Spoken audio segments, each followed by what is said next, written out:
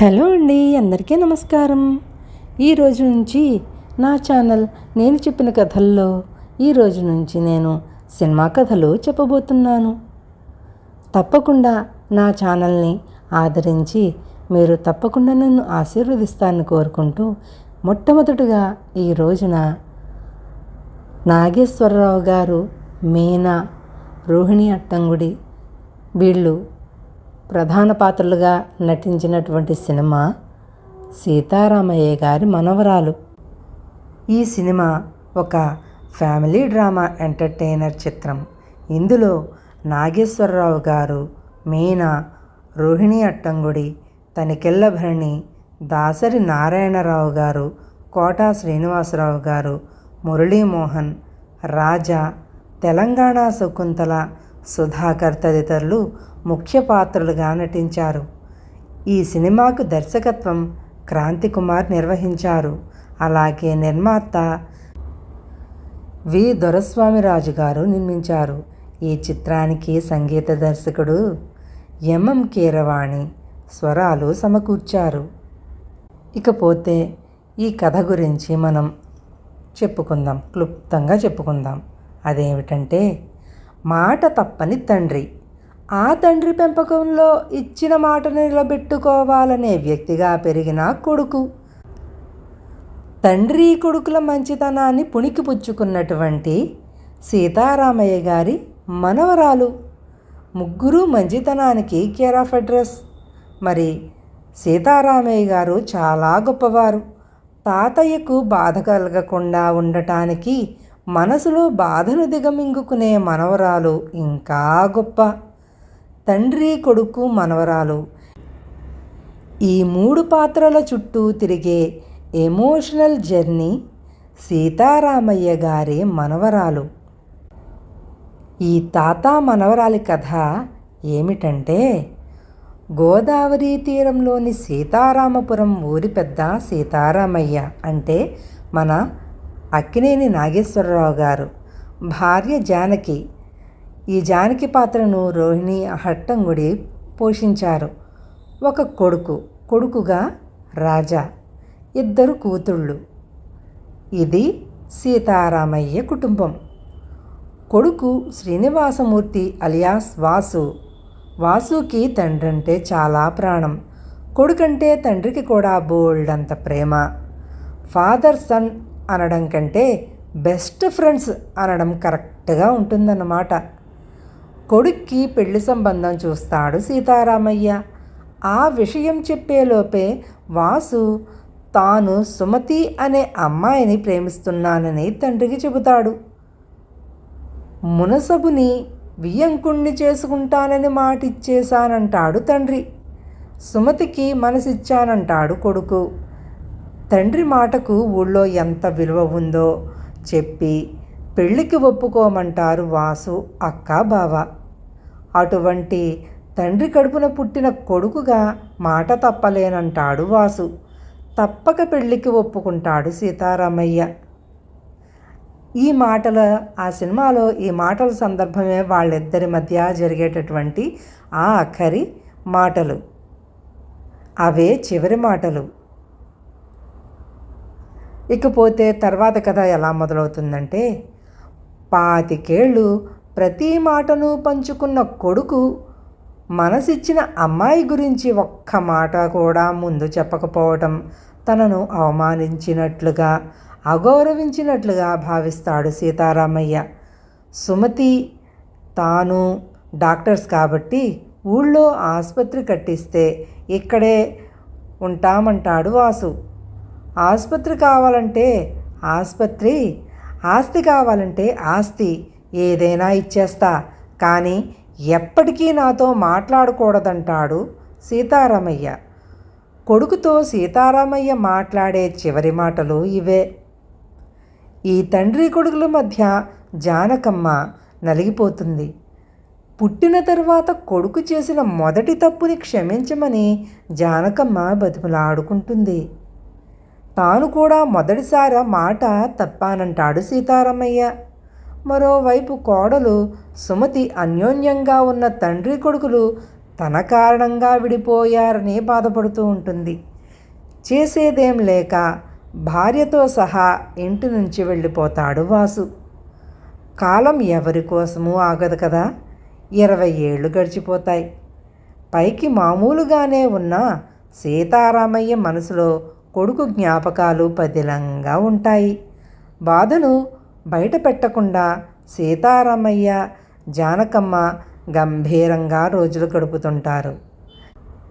మరి కథ ఇప్పుడు నుంచి కదా మరి మొదలయ్యేది. మన హీరోయిన్ గారు అదే అండి, సీతారామయ్య గారి మనవరాలు సీత అంటే మీనా ఎంటర్ అవ్వబోతోందన్నమాట. అమెరికా నుంచి ఇండియాకి మన సీత గారు వస్తున్నారు. సీతారామయ్య మనవరాలి వివాహం కుదురుతుంది. అంటే పెద్ద కుమార్తె కూతురు వివాహం కుదురుతుందన్నమాట.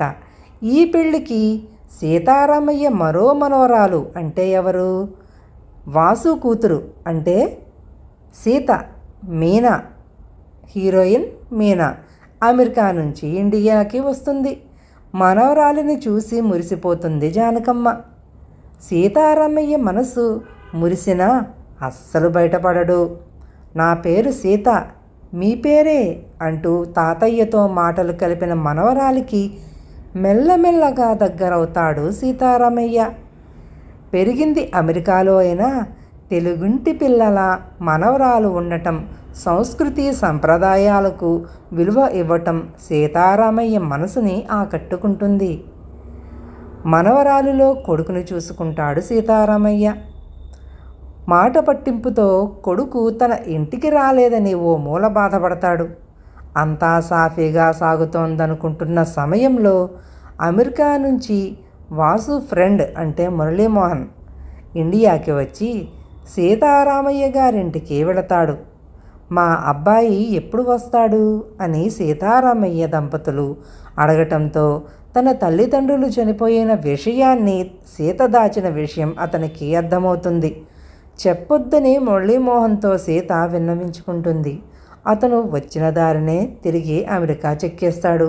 ఈ లోపల ఈ మీనా అలాగే మురళీమోహన్ గోదావరి గట్టు దగ్గర సంభాషణ చేస్తూ ఉండగా వెనక నుంచి తనికెళ్ళ బండి చూస్తాడు. తనికెళ్ళ బండి చూసి అదేదో రహస్యం చెప్పుకున్నారు, ఆ రహస్యం నాకు తెలుసు, దాని గురించి నేను మీ తాతగారికి చెప్పేస్తాను అని బెదిరిస్తాడు. ఆ బెదిరించిన సందర్భంలో రాత్రి ఒక చోట కూర్చుని తను ముభావంగా ఉంటే అక్కడికి వచ్చి చాలా చిరాకు పెడతాడు. పెట్టిన సందర్భంలో తనికెళ్ళ బండి భార్య వచ్చి అక్కడ ఇదంతా చెప్పి విషయాన్ని ఇలాగా వాడిని మార్చి తిట్టి అన్నీ చేసి మొత్తానికి వాడికి బుద్ధి వచ్చేలాగా చేస్తారు అందరూ కలిపి అక్కడ. ఆ సందర్భంలో అది అయిపోయిన తరువాత మనవరాలిలోనే కొడుకు అంటే నీలో నన్ను చూసుకునే వరకు తాతయ్యకు నేను చనిపోయిన విషయం చెప్పకు అని తండ్రి చివరి క్షణాల్లో చెప్పిన మాటను నిలబెట్టడానికి సీత విశ్వ ప్రయత్నం చేస్తుంది. దుఃఖాన్నంతా లోపల మింగేసుకుని బయటికి మాత్రం నవ్వుతూ ఉంటుంది. ఇప్పుడో చిక్కొచ్చి పడింది. అదేమిటంటే సీతారామయ్య జానకమ్మల షష్ఠి పూర్తి వేడుక నిర్ణయం అవుతుంది. ఆ వేడుకకు కొడుకు వస్తాడని ఆశిస్తారు. వాసూరాడు, మరీ ఇంత పట్టింపా అని సీతారామయ్య బాధపడిపోతాడు. ఎలాగైతేనేం వేడుక బాగానే జరుగుతుంది. దాని తరువాత జరగకూడనిదే జరుగుతుంది. అదేమిటంటే జానకమ్మ హఠాన్మరణం ఇంటిల్లిపాదిని కొంగదీస్తుంది. ఇప్పుడైనా కొడుకు వస్తాడని ఎదురు చూస్తాడు సీతారామయ్య. రాకపోవడంతో ఈసారి బాధ కోపంగా మారుతుంది. నువ్విక్కడే ఉంటే నా కొడుకు లేని వెలితి బాగా కనిపిస్తోంది, అమెరికా వెళ్ళిపో అంటాడు మనవరాలితో. సీత కన్నీరు మున్నీరుగా విలిపిస్తూ ఉంటుంది. చివరకు తాతయ్య చెప్పినట్లే అమెరికా ప్రయాణం అవుతుంది సీత. కానీ అప్పటి వరకు రాసుకున్న డైరీని మర్చిపోయి వెళ్ళిపోతుంది. అది చదివి కొడుకు చనిపోయిన విషయం తెలుసుకున్న సీతారామయ్య ఎయిర్పోర్ట్కి వెళ్ళి మనవరాలిని వెనక్కి తీసుకొస్తాడు. కొడుకు అస్తికలను గోదావరిలో కలుపుతాడు. మా నాన్న మీకు గిఫ్ట్ పంపించాడు అంటూ ఇంటికొచ్చిన రోజున మనవరాలు ఇచ్చిన చేతికర్రను నదిలో విసిరేస్తాడు. దీని అవసరం లేదు, నువ్వున్నావుగా అంటూ మనవరాలిని అక్కున చేర్చుకుంటాడు. ఇది ఓ మనవరాలి కథ. అందుకే ఏఎన్ఆర్ లాంటి స్టార్ ఉన్నప్పటికీ సీతారామయ్య గారి మనవరాలు అని టైటిల్ పెట్టారు. ఆ మనవరాలి ప్రేమ, త్యాగం మనసును మెలిపెడతాయి. తప్పంతా పరిస్థితులదే అయ్యింది ఇక్కడ. మాట ఇచ్చిన తండ్రిది తప్పు కాదు, తండ్రి మాటను కాదన్న కొడుకుది కాదు, తప్పంతా పరిస్థితులదే. మానస రాసిన నవ్వినా కన్నీళ్లే అనే నవల ఆధారంగా తీసిన సినిమా ఇది. గాయకుడు ఎస్పి బాలసుబ్రహ్మణ్యం పరిచయ వాక్యాలతో సినిమా గంభీరంగా మొదలవుతుంది. నవలను దర్శకుడు క్రాంతికుమార్ వెండితెరకు ట్రాన్స్ఫార్మ్ చేసిన తీరు అద్భుతంగా ఉంటుంది. కళ్ళెదుటే జరుగుతున్న కథేనేమో అన్నంతగా హృదయాన్ని తాకే సన్నివేశాలతో తీశారు. అక్కినేని నాగేశ్వరరావు గారు తొలిసారి విగ్ లేకుండా నటించిన సినిమా ఇది. సీతారామయ్య లాంటి పాత్రలు చేయడం ఆయనకు కష్టం కాదు, జీవించేశారు. ఏఎన్ఆర్కి ధీటుగా నటించగలిగింది కుమారి మీనా. బాలనటిగా మెరిసిన మీనా మెయిన్ లీడ్ చేసిన మొదటి సినిమా కూడా ఇదే. అద్భుతంగా నటించింది. ఈ పాత్రల్లో వీళ్లను తప్ప వేరే వాళ్లను చూడలేం అన్నంతగా రోహిణి, అట్టంగుడి, రాజా, తనికెళ్ల భరణి, కోటా శ్రీనివాసరావు తదితరులు నటించారు. అతిథి పాత్రలో దాసరి నారాయణరావు, గోదావరి యాసలో నవ్వించారు. పూసింది పూసింది పున్నాగా, భద్రగిరి రామయ్య, కలికి చిలకల కొలికి వంటి పాటలతో సినిమా హాయిగా సాగుతుంది. కీరవాణి ఇచ్చిన పాటలు, బ్యాక్గ్రౌండ్ స్కోరు ఓ ప్లస్ అన్నమాట ఈ సినిమాకి. 1991లో వచ్చింది ఈ సినిమా. విడుదలై 25 ఏళ్ళవుతున్న సీతారామయ్య గారు, ఆయన మనవరాలు మనసుల్లో నిలిచిపోయారంటే కథ గొప్పతనం అది. ఏఎన్ఆర్ అభినందన్ను మనం మర్చిపోలేను అని మీనా గారు చెప్పారు. సీతారామయ్య గారి మనవరాలు సినిమాకి ఛాన్స్ వచ్చినప్పుడు కొంచెం భయపడ్డాను. అక్కినేని నాగేశ్వరరావు గారితో సినిమా చేయటం అంటే మాటలా? టెన్షన్ అనిపించినప్పటికీ మంచి ఛాన్స్ అని ఒప్పుకున్నా. నాగేశ్వరరావు గారు బాగా మాట్లాడేవారు. దాంతో నా భయం మొత్తం పోయింది. మనం ఎవరి కోసమైనా వెయిట్ చేయొచ్చు, మన కోసం ఎవరు వెయిట్ చేయకూడదు, పంక్చువాలిటీ ముఖ్యం అని ఏఎన్ఆర్ గారు మీనా గారికి ఒక సలహా ఇచ్చారు. అది ఎప్పటికీ మర్చిపోలేను. అలాగే సినిమా విడుదలైన తర్వాత లొకేషన్లో నువ్వు యాక్ట్ చేసినప్పుడు ఏమీ అనిపించలేదు, కానీ సినిమాలో చూస్తే చాలా బాగానే యాక్ట్ చేసావు అనిపించింది అని మెచ్చుకున్నారట మీనా గారిని. అది కూడా ఆ సందర్భంలో మీనా గారు మర్చిపోలేను అని ఇవన్నీ జ్ఞాపకం చేసుకుంటున్నారు. చెన్నైలో జరిగిన 100 ఏళ్ల భారతీయ సినిమా పండుగ 2014లో అప్పుడు అన్ని భాషల వాళ్ళు వచ్చారు. అక్కడే ఏఎన్ఆర్ గారి పుట్టినరోజు వేడుక జరిగింది. ఆ వేడుకలో మీనా గారు పాల్గొన్నారు. ఆయన్ను చూడటం అదే చివరిసారట. మనం చూసినప్పుడు ఎమోషనల్ అయ్యారట. తల్లిదండ్రులు చనిపోయారనే విషయం తాతయ్య నాన్నమ్మలకు చెప్పలేక గోదావరి తీరాన మీనా ఏడవటం, తాతయ్య అమెరికా వెళ్ళిపోమ్మన్నప్పుడు పడే బాధ ప్రేక్షకుల కళ్ళు చెమర్చే సన్నివేశాలు. కొడుకు పంపిన బహుమతి చేతికర్రని సీతారామయ్య ఆప్యాయంగా తడిమి చూసుకునే సీను, అది చూసి జానకమ్మ మురిసిపోవడం అలరిస్తాయి. పెళ్లి చేసినట్లే చేసి నాకు మరణశిక్ష విధించారు. కన్నతండ్రికి అందనంత ఎత్తుకి ఎదిగిపోయాడా మీ నాన్న? వాడి కోసం ఒక్క మెట్టు కూడా దిగను. మాటకు విలువ తెలియని వాడితో నన్ను మాట్లాడమని అడగొద్దు వంటి డైలాగ్సు ఎక్సలెంట్ అండ్ సూపర్.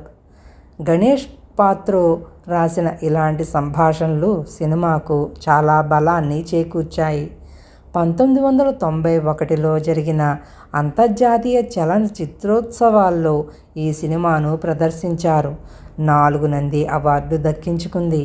మలయాళంలో సంధ్వానంగా, కన్నడంలో బెల్లి మొదగలు పేరుతో, హిందీలో ఉదార్ కీ జిందగీగా రీమేక్ అయ్యింది. ఇదండి ఈ సీతారామయ్య గారి మనవరాలు సినిమా విశేషాలు.